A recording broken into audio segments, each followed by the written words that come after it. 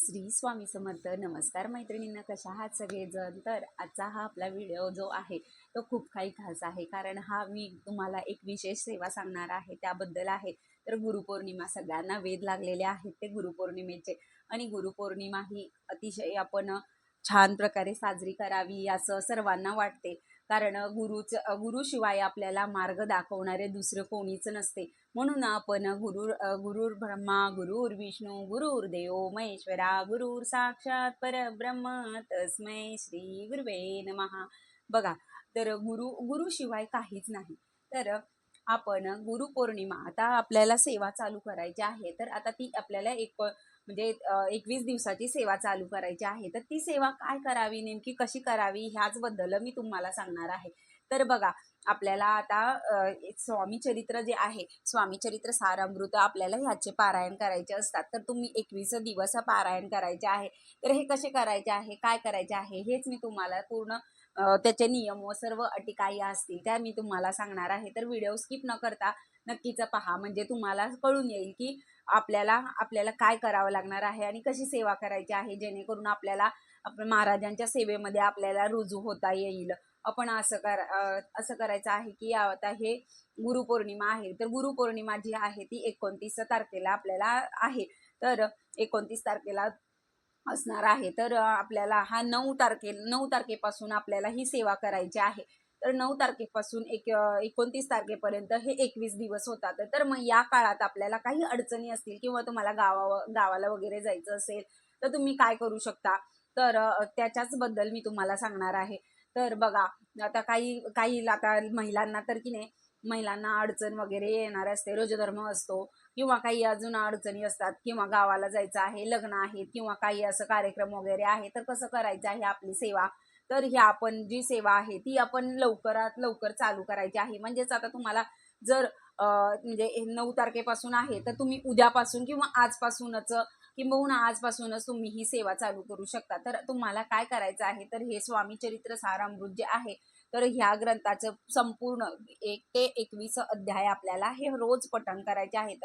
आपण नित्यसेवा तर करतोच, पण नित्यसेवा ही वेगळी आहे, आणि महाराजांसाठी आपण हे गुरुपौर्णिमा विशेष सेवा म्हणून आपण ही चालू करणार आहोत. तर ती आपण रोज 1 ते 21 अध्याय हे असे आपण पठण करायचे आहेत. तर आपण ही संकल्प आधी करायचा आहे. आपण आपले सर्वप्रथम संकल्प करायचा आहे. संकल्प एक साध्या भोळ्या पद्धतीने करायचा असतो.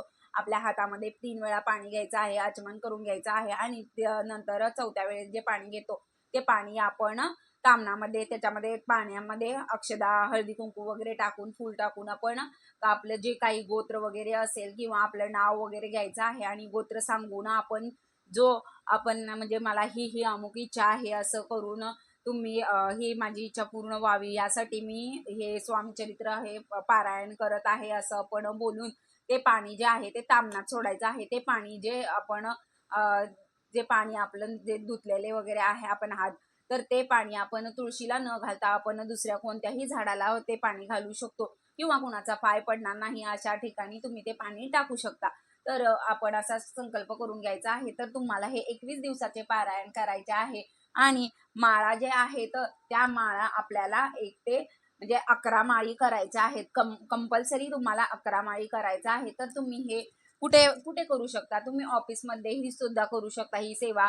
ही सेवा तुम्हाला घरामध्ये कुठेही, देवघरात पुढं बसून असं करावं असं काही नाही. तुम्ही ही कुठेही करू शकता, कुठेही करू शकता ही पूजा. जे आपण पारायण करणार आहे ते तुम्हाला दुसऱ्या गावाला जायचं असेल तर तुम्ही गावाला पण जाऊ शकता. पण एवढं लक्षात ठेवायचं आहे की आपलं जे पारायण आपण चालू केलेलं आहे, ते पारायण चालू असताना आपल्याला अन्न खायचं नाही. मग काय, तर अन्न का बरं खायचं नाही, कारण अन्न जर खाल्लं तर दुसऱ्यांचे दोष लागतात, म्हणून आपण अन्न खायचं नाही. आपल्याला आणखी सेवा करता येतात, अशा काही आपण भरपूर सेवा करायच्या आहेत, कारण जेणेकरून आपण महाराजांचे आपण गुरुपद घेणार आहोत. तर महाराजांना आपण आधी सांगण्यासाठी म्हणून ही आपण सेवा करायच्या आहेत की आमच्या एवढ्या एवढ्या सेवा झालेत, त्याच पद्धतीने अशा अखंड स्वरूपात आमच्याकडून तुम्ही कायम स्वरूपी अशीच आमच्याकडून सेवा करून घेत जावा. आणि त्या आपण बघा, आपण जर सेवा केल्या तर आपलेच प्रारब्ध चांगले होत असते, म्हणून आपण सेवा करायचे असतात. तर ह्या सेवा जर आपण केल्या तर आपल्याला जे काही संकटातून तारणहार जो आहे तो आपले स्वामीच आहेत. बघा म्हणजे ब्रह्मांड नायक त्यांना म्हटलेलं आहे. किती मोठी उपमा आहे आणि त्यांची तशी कीर्ती ही आहे. मला अनुभव आलेला आहे. अशा अनेक लोकांना अनुभव आलेला आहे. बऱ्याच जणांना स्वामी चरित्र सारामृत जे जे जे वाचतात त्यांना विचारा, स्वामींची कीर्ती काय आहे, महानता काय आहे हे तुम्हाला कळून जाईल. प्रत्येक व्यक्तीला असं वाटते की हा हे काय स्वामींचे भक्त आहेत, पण पण ते उगाचच वेड्यासारखं भक्ती करतात. ह्यांना काय काय मिळते काय माहिती. पण ज्याला माहित आहे स्वामींची भक्ती केल्याने काय मिळणार आहे ते त्यालाच माहिती. तर तुम्हालाही असा अनुभव आले असतील तर ते तुम्ही मला शेअर करू शकता. आणि बघा आपण जर स्वामींची ही सेवा आपण 21 दिवसाची करायची आहे तर 21 पारायण आपल्याकडून होणार आहे. तर म्हणूनच तुम्ही 21 दिवसाची पारायण सेवा करायची आहे. तर ही तुम्हाला 4 तारखेपासून 9 तारखेपासून करायची आहे. ती 21 तारखेपर्यंत आहे. तर तुम्ही दररोज कधी करू शकता, तर तुम्ही शक्यतो करून एक वेळ ठेवायची आहे. आता स्त्रिया वगैरे असतात घरामध्ये, तर त्यांनी काय करायचं आहे, ज्या वेळेला आपली देवपूजा वगैरे होते त्यावेळेला त्यांनी म्हणजे आपलं पारायण जे आहे तर ते पारायण करायचं आहे. तर आता त्याला मांडणी वगैरे लागते का, तर मांडणीची आवश्यकता नाही. तुम्ही साध्या भोळ्या पद्धतीने आपल्या मनात भाव ठेवून आपण ही श्रद्धापूर्वक आपण हा जे पारायण आहे ते तुम्ही पारायण करू शकता. पण फक्त अन्न खाणं आपण टाळावं. बघा अन्नाचे दोष हे खूपच म्हणजे खूप लागतात, म्हणूनच खायचं नाही. कारण त्या व्यक्तीचा जर पितृदोष भयंकर प्रमाणात असेल तर त्याचाही आपल्याला पितृदोष लागतो. म्हणूनच आपण दुसऱ्यांचं अन्न खायचं शक्यतो टाळावं. एवढंच. दुसऱ्यांच्या घरी पाणी सुद्धा प्यायचं नाही असं असं असते. कारण पारायणाच्या काळामध्ये आपल्याला दोष लागतात. मग ते दोषसाठी आपण दोष न लागावे म्हणून आपण एक काळजी घ्यायची आहे की शक्यतो आपण परान्न पाळायचं आहे. त्याचनंतर आपण ही जी सेवा आहे ती सेवा कधीही कुठेही करू शकता. असं काही नाही की तुम्हाला घरातच बसून करावी लागेल किंवा तुम्हाला एक ठिकाणीच जिथे तुम्ही आज बसला आहे तिथेच 21 दिवस बसून करावी असं काहीच नाही. तुम्ही कधीही आणि कुठेही सेवा करू शकता. पण ज्यांना शक्य होईल त्यांनी त्यांनी एकच टाइम ठेवा, जेणेकरून तुम्हाला त्याची चांगली प्रचिती पण येईल आणि खूपच अनुभव येईल. तर तुम्ही बघा असं सेवा करायची आहे, साधी भोळी सेवा करायची आहे आणि मनात कुठलीही शंका न आणता आपण गुरुपौर्णिमेला गुरूंसाठी आपण काहीतरी समर्पण करावे म्हणून आपण ही सेवा करायची आहे.